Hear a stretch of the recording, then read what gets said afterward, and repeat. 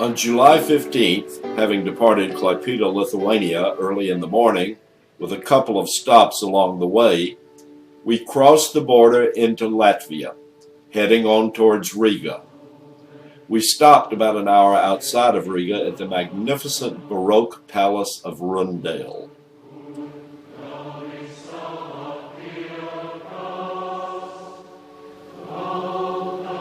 Rundale Palace is one of the two major Baroque palaces built for the Dukes of Courland in what is now Latvia.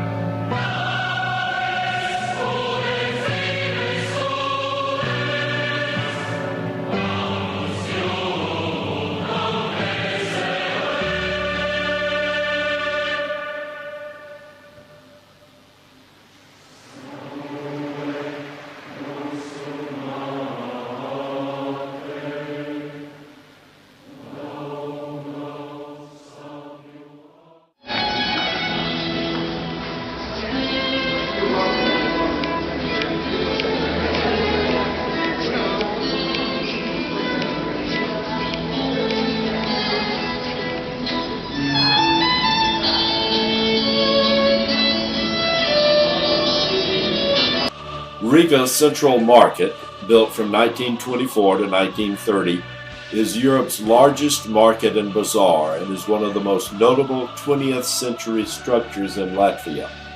The main structures of the market are 5 pavilions constructed from old German Zeppelin hangars and incorporating neoclassicism and Art Deco styles.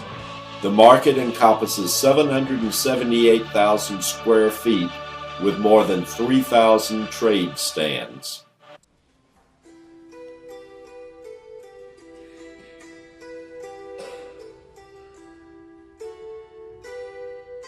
The House of the Blackheads was erected during the first third of the 14th century for the Brotherhood of Blackheads, a guild for unmarried German merchants in Riga.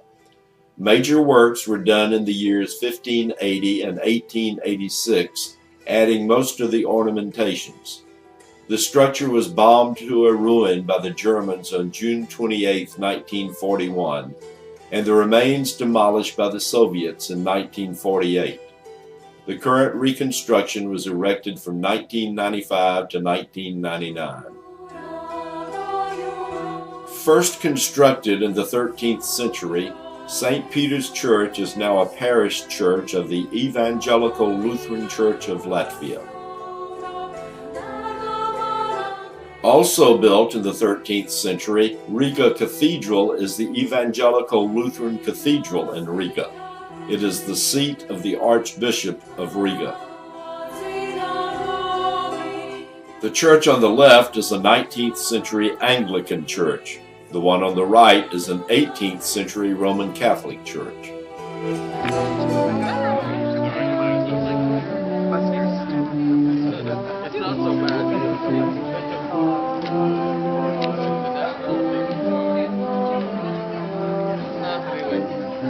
Everybody's untouched. It's okay. They just when they ask for the nationality, they don't say 60%. So you don't look so badly American.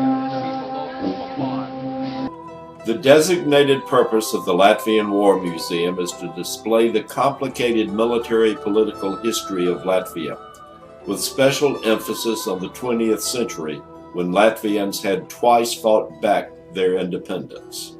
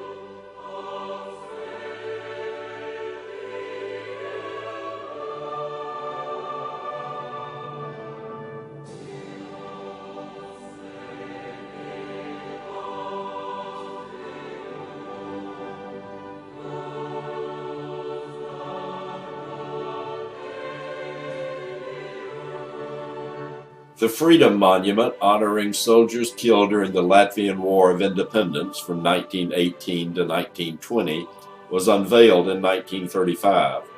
The sculptures and bas-reliefs of the monument depict culture and history of Latvia. The copper figure at the top is Lady Liberty. Following Soviet occupation of Latvia in 1940, Latvia was annexed by the Soviet Union and the Freedom Monument was marked for demolition. But a Soviet sculptor rescued the moment because of its artistic value. Soviet propaganda attempted to alter the symbolic meaning of the monument to better fit with communist ideology, but it remained a symbol of national independence to the general public. On June 14, 1987, about 5,000 people gathered at the monument to commemorate the victims of the Soviet regime and to lay flowers. This rally renewed the national independence movement, which culminated 3 years later in the re-establishment of Latvian sovereignty after the fall of the Soviet regime.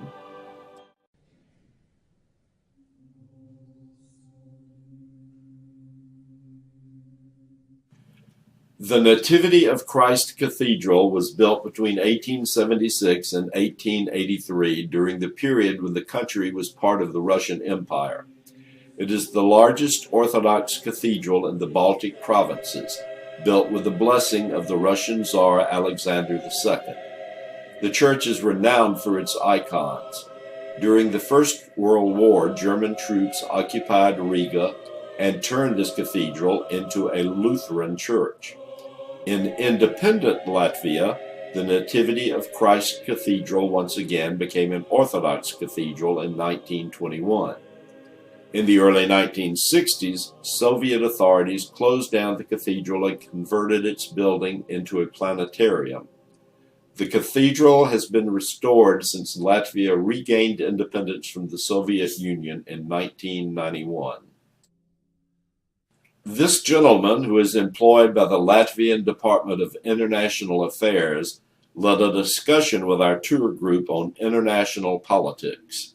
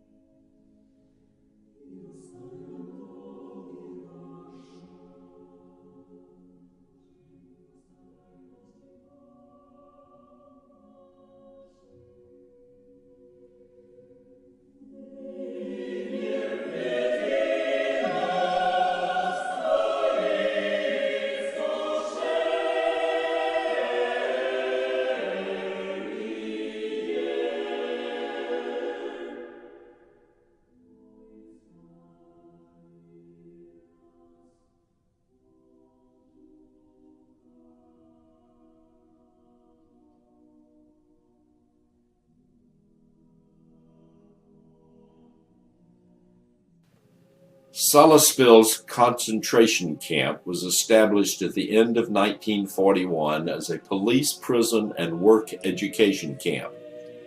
In 1943, Heinrich Himmler briefly considered converting the camp into an official concentration camp, which would have formally subordinated the camp to the National Security Main Office. But nothing ever came of this. It never served as a death camp. The plan that was actually implemented was to work the prisoners, harvesting peat, and also, as part of what soon became known as the final solution, to separate Jewish men from Jewish women to prevent them from having children. About 12,000 prisoners went through this camp during its existence. In addition to the German Jews who perished during the construction phase, about 2,000 to 3,000 people died here due to illness, heavy labor, inhuman treatment, epidemics, etc.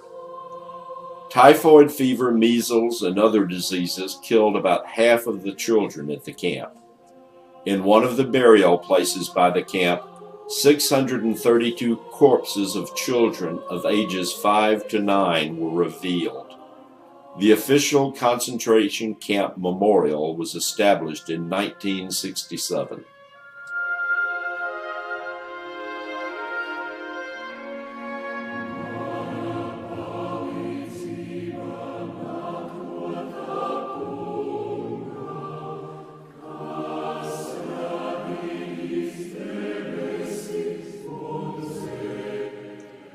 The Victory Memorial to the Soviet Army, erected in 1985 to commemorate the Soviet Army's victory over Nazi Germany in World War II, consists of a 259 feet tall obelisk and two groups of sculptures.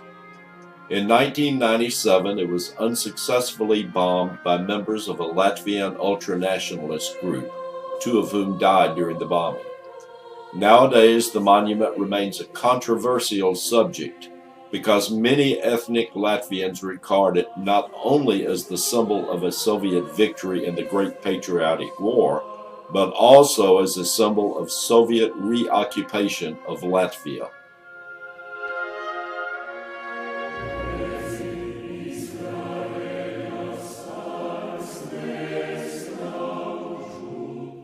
It is generally recognized that Riga has the finest and largest collection of Art Nouveau buildings in the world.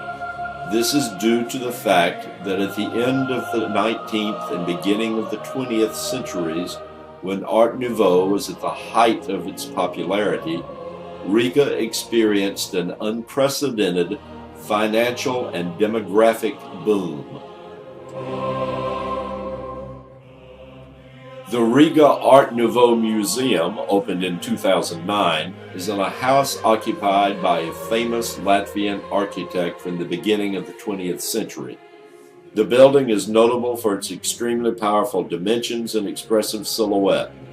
The ornamental reliefs feature stylized motifs from the local flora and fauna. The building is a spiral staircase with ornamental ceiling paintings, which is among the most impressive not only in Riga, but also the whole of Europe. The current display of the museum shows the characteristic furnishings of an apartment of a Riga inhabitant in the beginning of the 20th century.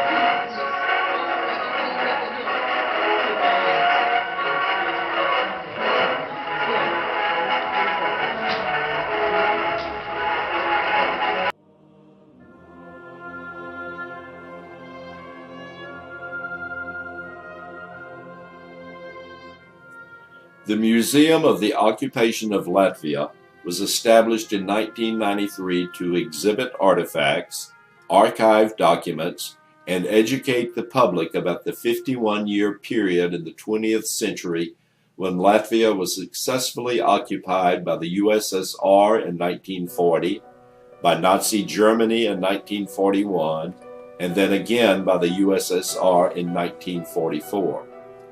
The museum's stated mission is to show what happened in Latvia, its land and people, under two occupying totalitarian regimes from 1940 to 1991. To remind the world of the crimes committed by foreign powers against the state and people of Latvia, and to remember the victims of the occupation, those who perished, were persecuted, were forcefully deported, or fled the terror of the occupation regimes. During the periods of occupation, Latvia lost 550,000 people, or more than a third of its population. This is the number who were murdered, killed in battle, or disappeared without a trace.